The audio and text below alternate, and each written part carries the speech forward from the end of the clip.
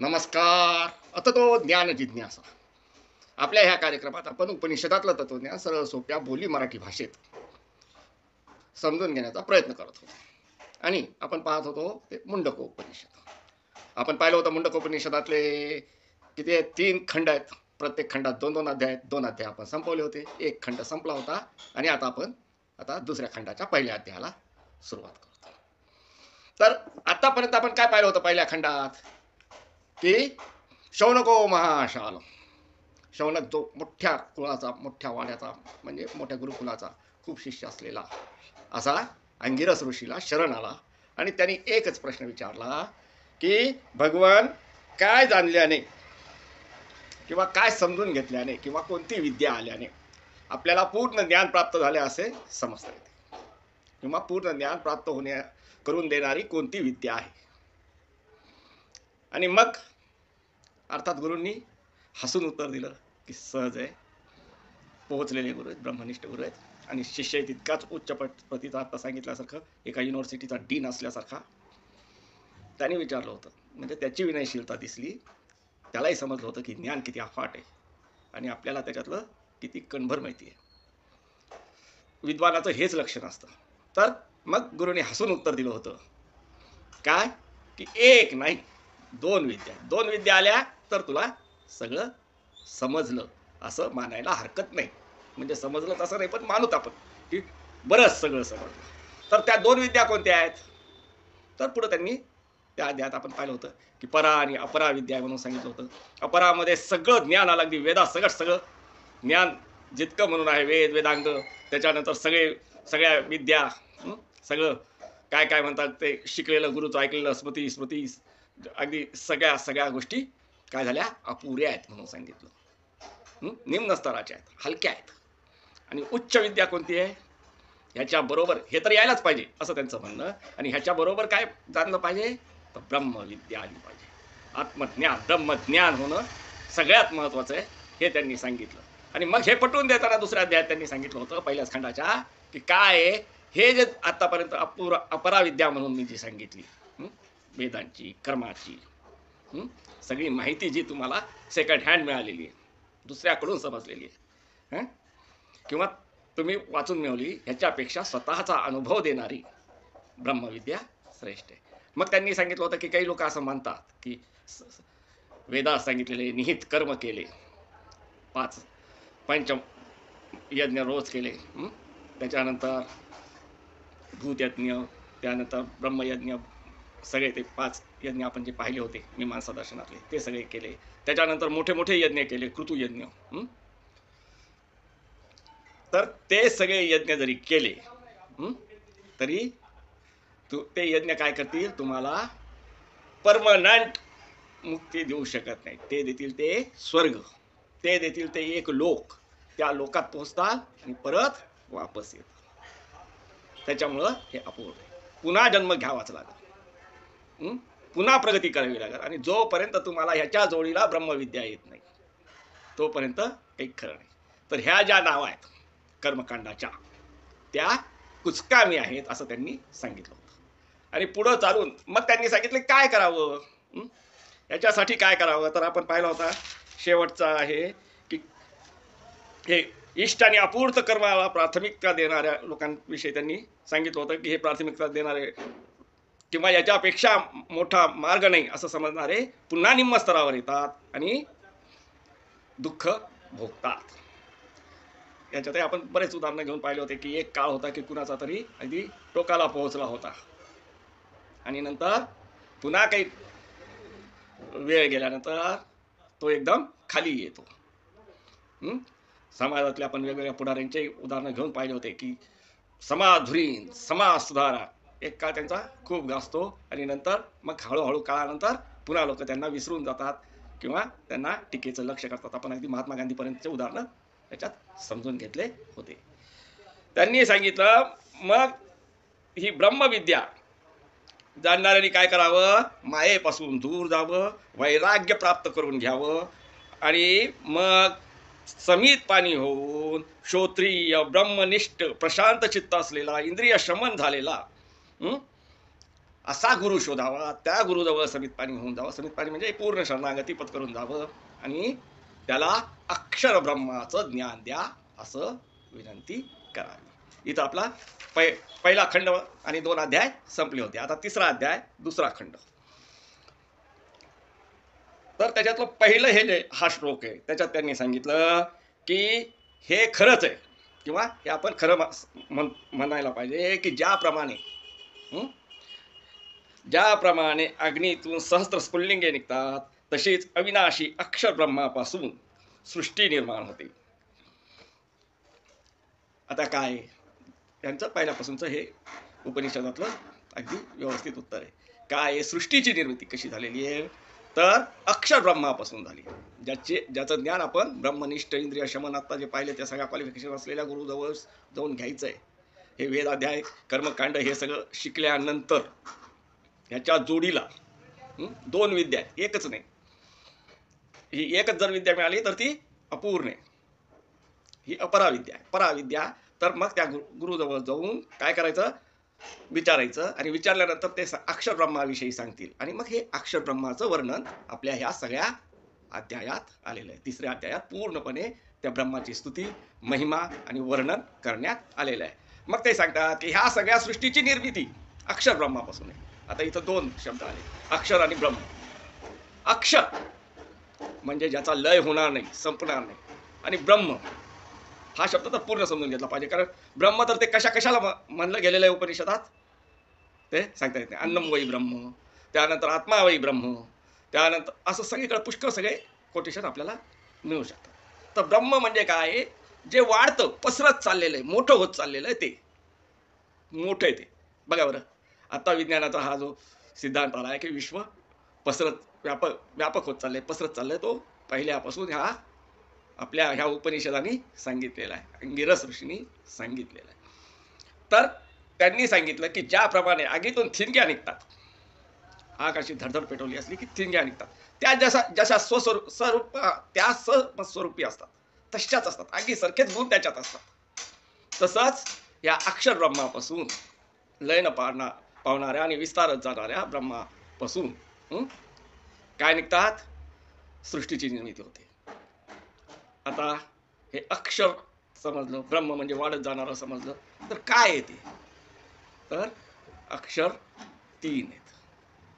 कोणतं, पुरुष, प्रकृती आणि परमात्मा. परमात्मा हे आत्मा अमर आहे, ते लय पाय होत नाही. त्यानंतर परमात्म्याविषयी तर आता आपण सगळं वर्णन तेच पाहणार आहेत. आणि प्रकृती ही जी शंकराचार्यांनी माया म्हणली, ती सुद्धा कधी लय पावत नाही.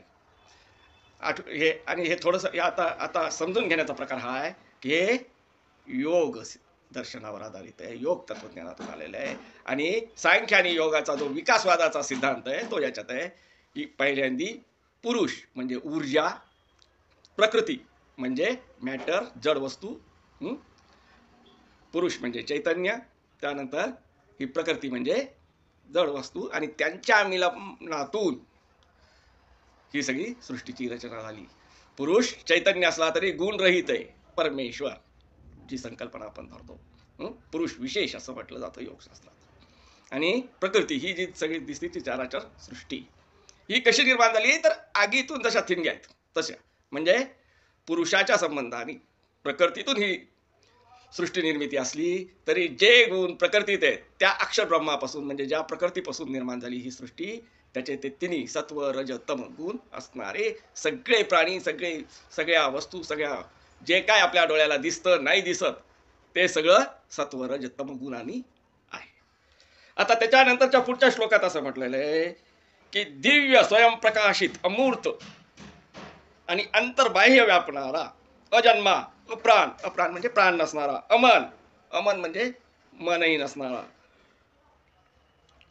शुद्ध, शुभ्र बनलेला आहे, अमन, शुभ्र, शुद्ध, तो या तिन्ही अक्षर ब्रह्मा सर्वोच्च स्थानी आहे. योग सिद्धांताप्रमाणे हे कशाचं वर्णन आहे, पुरुष विशेषाचं, आपण ज्याला परमात्मा म्हणतो, आत्म्याच्या वरचा, आत्मा अमर आहे, परमात्मा त्याच्या परम हे विशेषण लागलं की ते त्याच्या सगळ्यात उच्च. पुढे त्यांनी दुसऱ्या श्लोकात ह्याला अजूनही आपल्याला विस्तारित करता येईल, पण आपल्या व्हिडिओच्या संदर्भाने पुरे. अक्षरात परम असं म्हटलेलं आहे. प्राण, मन, इंद्रियात म्हणजे इंद्रिय म्हणजे सगळ्यात आले, 5 ज्ञानेंद्रिय, 5 कर्मेंद्रिय आणि पंचमहाभूत. हे सर्व हा सर्व हे सर्व त्या परमात्म्याकडूनच बनलेले आहेत, पुरुष विशेषातूनच आलेले आहेत, असं या श्लोकात त्यांनी वर्णन करून सांगितलेलं आहे. आपण आता जास्तीचा विस्तार न करता थोडक्यातच पाहणार आहे. आपला हेतू हा आहे की काय आहे या उपनिषदात ते समजून घ्यायचं. आणि जर ह्याची कल्पना करायची झाली तर ते सांगतात की काय आहे, ह्या पुरुषाचं शिर पाहायचं झालं, मस्तक काय तर अग्नी त्याचं मस्तक आहे. आता ह्या आपल्या ब्रह्मांडातलं अग्नी कोण आहे? सूर्य. त्याच्यानंतर पुढे म्हणतात त्याचे डोळे जर पाहायचे झाले तर चंद्र सूर्य त्याचे डोळे आहेत. त्याचे कान जर पाहायचे झाले तर 10 दिशा त्याचे कान आहेत. त्याची वाणी काय आहे? इथं सांगितलेलं आहे त्याची विवृत्त वाणी. त्याची वाणी म्हणजे त्याचे शब्द काय आहेत? वेद आहेत. आता वाणीचे आपण 5-6 प्रकार आहेत ते पाहिले होते, आणि त्याच्यातली ही वाणी वैखरी आहे, मध्यम आहे, अजून आहे. तर ही विवर्त वाणी म्हणजे जी ऐकू आली ती वाणी कोण आहे? वेद आहे, 4 वेद. त्याचा श्वास असा जर पुरुष आहे असं कल्पलं, त्याला जर आपण समजलं, तो निराकार आहे, निर्गुण आहे. पण समजायचं झालं, समजून घ्यायचं झालं छोट्यात, ए फॉर ॲपल म्हणतो तसं, ॲपल म्हणजे ए नसतं तसंच. तर काय आहे की त्याचा श्वास जो चालतो तो हा वायू आहे. हृदय जर बघायचं झालं तर हे सगळं विश्व जितके म्हणून विश्व आहे, हे ब्रह्मांड आपण म्हणतो, जितके म्हणून ब्रह्मांड आहे तितके सगळं त्याचं हृदय आहे. पाय जर कल्पायचे झाले तर पृथ्वी त्याचे पाय आहेत. आता ते हे एवढ्या मोठ्या याच्यात फक्त एक पृथ्वी असं नाही धरत, पृथ्वी म्हणजे धरा जी धरून ठेवते ती, ते त्याचे पाय आहेत. आणि इतका जरी मोठा असला तरी तो कुठे आहे? महर्षी सांगतात की तो प्रत्येकाच्या अंतरात आहे. कसं? तर त्या अग्नीतली थिनगी जशी असते, अग्नी तोच आहे, थिनगी तीच आहे. अग्नीचे जे गुण आहेत तेच थिनगीचे गुण आहेत. तसं परमात्म्याचे जे गुण आहेत, ब्रह्माचे जे गुण आहेत परमात्म्याचे, तेच गुण परमपुरुषाचे जे गुण आहेत योग सिद्धांताप्रमाणे, तेच गुण आत्म्याचे आहेत, तेच गुण प्रत्येक प्राण्यात आहेत.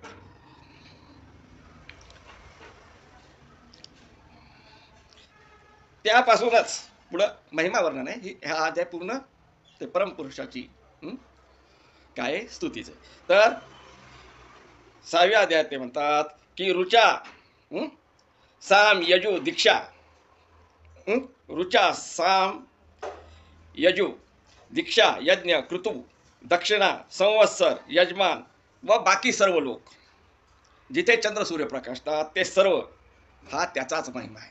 महिमा म्हणजे त्याचंच कार्य आहे, त्यांनीच केलेलं आहे. आता काय काय आलं ह्याच्यात? तर पहिल्यांदा आलं त्याच्यापासून रुचा साम यजु हे वेद.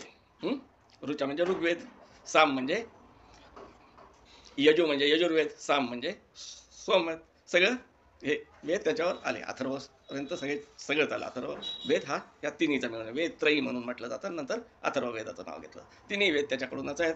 मग पुढं हे इतर काय झालं? ज्ञान.